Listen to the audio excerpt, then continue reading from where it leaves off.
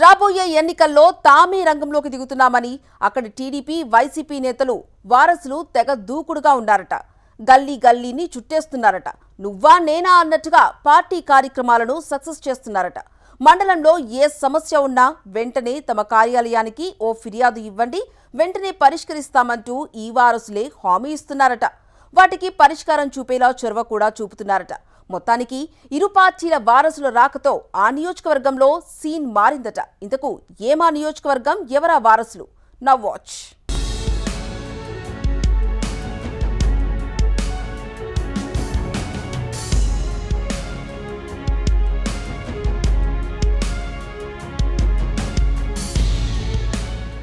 శ్రీకాకుళం జిల్లా నరసన్నపేటలో ఇప్పుడు కొత్త తరం రాజకీయం నడుస్తోందట. అధికార టీడీపీ, ప్రతిపక్ష వైసీపీ రెండు పార్టీల్లోనూ ఆయా నేతల వారసుల హడావిడి కనిపిస్తోందట. రాబోయే ఎన్నికలే లక్ష్యంగా పొలిటికల్ ఎంట్రీ ఇచ్చే పనిలో నిమగ్నమయ్యారట. ప్రస్తుతం ఎమ్మెల్యే బగ్గు రమణమూర్తి తన రాజకీయ వారసత్వంగా కూతురు అర్చనను రంగంలోకి దింపారట. తండ్రి కోసం అర్చన కార్పొరేట్ ఉద్యోగాన్ని వదులుకుని రాజకీయాల్లోకి వచ్చారట. గత సంవత్సర కాలం నుంచి నియోజకవర్గంలో సుడిగాలి పర్యటనలు చేస్తున్నారట అర్చన. ప్రజా సమస్యల పరిష్కారానికి ఇప్పటి నుంచే నడుం బిగించారట.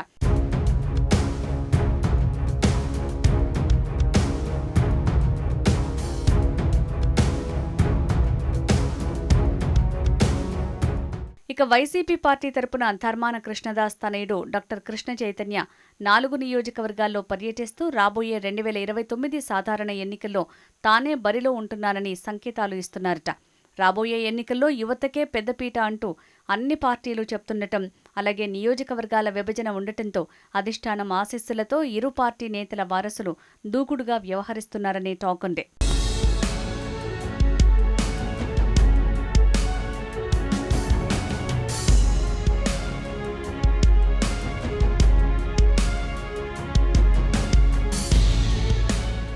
తెర వెనుక తండ్రులు రాజకీయం చేస్తోంటే వారసులు ప్రజాబాటలో ముందుకు సాగుతున్నారట. 2029లో సీటు రావాలంటే తామేంటో నిరూపించుకోవాల్సిన సమయం ఇదేనని పోటాపోటీగా నియోజకవర్గాల్లో పర్యటిస్తున్నారట. నియోజకవర్గంలో ఏ ముఖ్య కార్యక్రమమైనా ఇరు పార్టీ పెద్దల దర్శనమే లేదట. అధికార, అనధికారిక కార్యక్రమం ఏదైనా టీడీపీ, వైసీపీ ముఖ్య నేతల వారసులే దర్శనమిస్తున్నారట. వయోభారమో లేక వారసులకు రూట్ క్లియరెన్సో కానీ వచ్చే ఎన్నికలకు ఇప్పటి నుంచే యువ నాయకత్వాన్ని సిద్ధం చేస్తున్నారట. టీడీపీ ఎమ్మెల్యే కూతురు అర్చన, వైసీపీ సీనియర్ నేత మాజీ డిప్యూటీ సీఎం ధర్మాన కృష్ణదాస్ తనయుడు, ప్రస్తుత జెడ్పీటీసీ కృష్ణ చైతన్యలు 2029 ఎన్నికలకు రిహార్సల్స్ చేస్తున్నారట. పెద్దల అండదండలతో వారసులు ఫ్రంట్ లైన్ పాలిటిక్స్లో తలమునకలవుతున్నారట. అటు టీడీపీ తరపున లోకేష్, ఇటు వైసీపీ తరపున తాడేపల్లి ప్యాలెస్లు ఎప్పటికప్పుడు గైడెన్స్ ఇస్తున్నారట.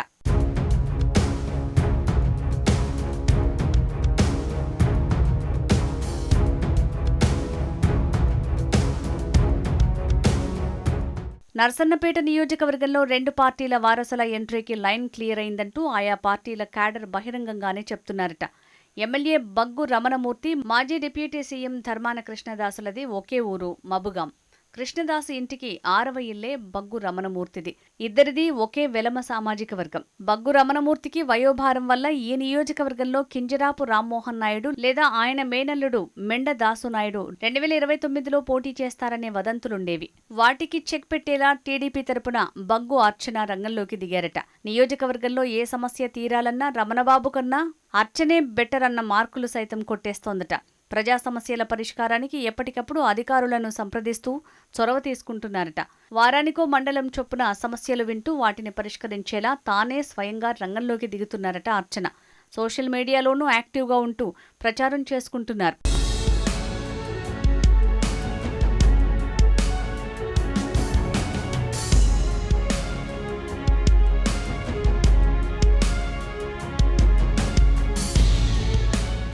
రెండు 2029 నుంచే ధర్మాన కృష్ణదాస్ తనయుడు కృష్ణ చైతన్య తెర వెనుక రాజకీయం చేస్తున్నారు.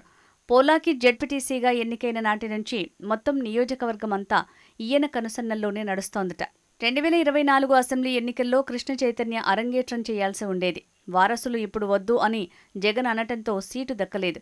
దాంతో మళ్లీ ధర్మాన కృష్ణదాసే పోటీ చేయాల్సొచ్చింది.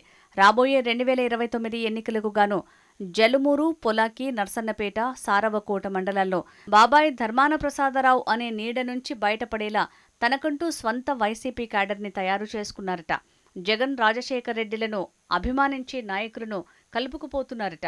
కూటమి ప్రభుత్వంపై వ్యతిరేక కార్యక్రమాలు చేపట్టాలని తాడేపల్లి నుంచి సందేశం రావటమే ఆలస్యం. క్యాడర్ను ద్వితీయ శ్రేణి నాయకులను కూడగట్టడంలో దిట్టగా కితాబు దక్కించుకున్నారట. ముఖ్య కార్యక్రమం ఉంటే తప్ప కృష్ణదాస్ బయటికి రావటం లేదట. పార్టీ ఏ కార్యక్రమమైనా కృష్ణ చైతన్యం ముందుండి చూస్తున్నారట.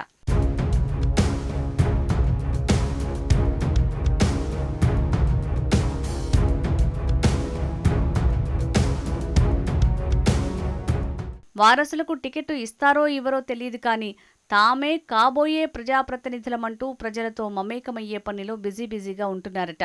నియోజకవర్గ సమస్యలను అధికారుల దృష్టికి తీసుకువెళ్తూ రాజకీయ భవిష్యత్తుకు బాటలు వేసుకుంటున్నారట. దీపం ఉండగానే ఇల్లు చక్కబెట్టుకోవాలనే విధంగా తండ్రుల ఆరాటం ఫలిస్తుందా? రాబోయే ఎన్నికల్లో వీరి ఎంట్రీ ఉంటుందా? అధిష్టానాలు గ్రీన్ సిగ్నల్ ఇచ్చి బరిలోకి దింపుతారా లేదా అనేది చూడాలి.